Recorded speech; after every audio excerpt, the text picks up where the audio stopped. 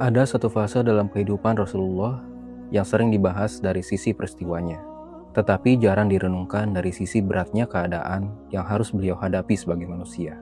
Fase itu terjadi ketika wahyu yang sebelumnya turun secara berkesinambungan tiba-tiba terhenti untuk sementara waktu.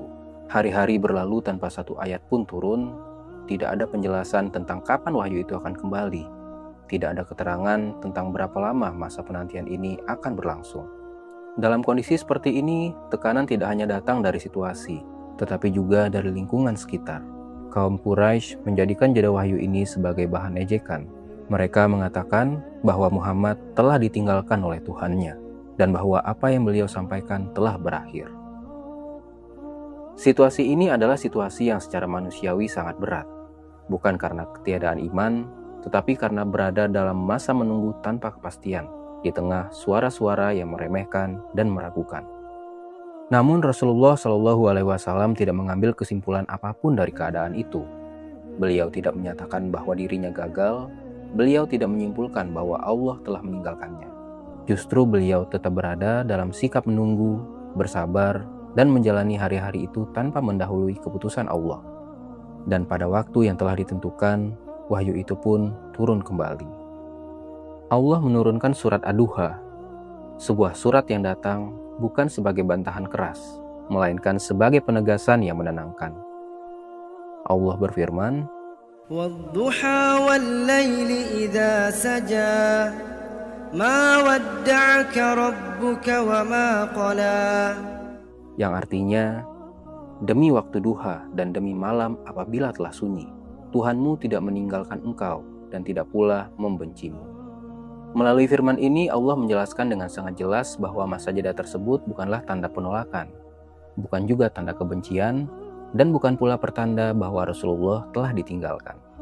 Masa itu adalah bagian dari perjalanan yang memang harus dilalui, sebagaimana perjalanan hidup manusia yang tidak selalu berjalan dengan kejelasan dan kecepatan yang sama. Sekarang mari kita perlahan melihat ke kehidupan kita sendiri, karena bentuk penantian itu masih sangat nyata hingga hari ini. Banyak dari kita mengalaminya di dunia kerja, datang setiap hari, menyelesaikan tanggung jawab, berusaha profesional, tetapi hidup terasa berjalan di tempat. Tidak ada kejelasan apakah usaha ini akan berbuah hasil, tidak ada kepastian apakah kita sedang menuju sesuatu yang lebih baik atau hanya menghabiskan waktu dan tenaga.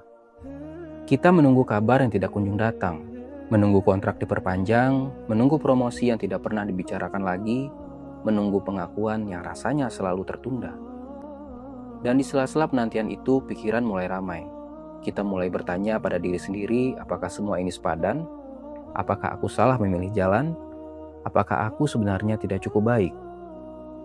Sebagian dari kita mengalaminya dalam hubungan dan pertemanan. Ada orang-orang yang dulu sangat dekat, lalu perlahan menghilang tanpa penjelasan. Tidak ada konflik besar, tidak ada perpisahan yang jelas, hanya jarak yang tiba-tiba tercipta.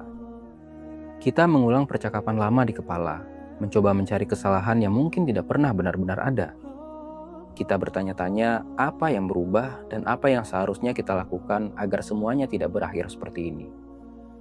Ada juga yang berada di fase hidup yang sunyi, bukan karena tidak punya siapa-siapa, tetapi karena merasa tidak benar-benar dipahami. Merasa berjalan sendiri meskipun dikelilingi banyak orang. Dalam semua situasi itu, overthinking muncul bukan karena kita suka berpikir berlebihan, tetapi karena kita sedang berada di masa jeda. Masa di mana hidup belum memberikan penjelasan, sementara pikiran kita tidak sabar untuk menunggu. Padahal, seperti yang terjadi pada Rasulullah Shallallahu Alaihi Wasallam, tidak semua masa jeda berarti penolakan. Tidak semua diam berarti kegagalan, dan tidak semua keterlambatan berarti Allah menjauh. Bisa jadi kita sedang berada di fase yang sama, fase menunggu, tanpa kejelasan, tanpa jawaban cepat, tetapi tetap berada dalam pengawasannya. Jika hari ini pikiranmu terasa terlalu ramai karena pekerjaan yang melelahkan, hubungan yang berubah, atau hidup yang belum juga memberi kepastian, itu bukan tanda bahwa kamu lemah.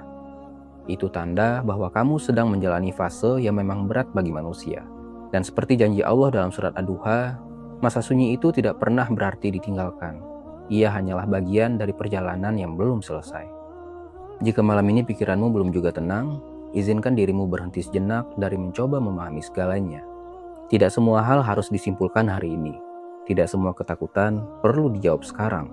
Karena ketenangan seringkali tidak datang dari jawaban, tetapi dari keyakinan bahwa Allah tidak pernah meninggalkan kita, bahkan ketika hidup terasa sunyi dan penuh tanda tanya.